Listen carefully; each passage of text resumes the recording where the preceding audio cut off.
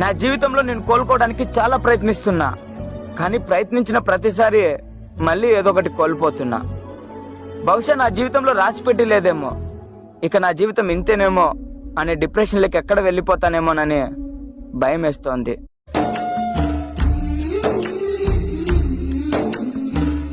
మనసు మాసిపోతే మనిషే కాదని, కటికరాయికైనా కన్నీరుందని, బలపు చిచ్చు రగులుకుంటే ఆరిపోదని, గడియ పడిన మనసు తలపు తట్టి చెప్పని, ఉసురు తప్పి మూగబోయి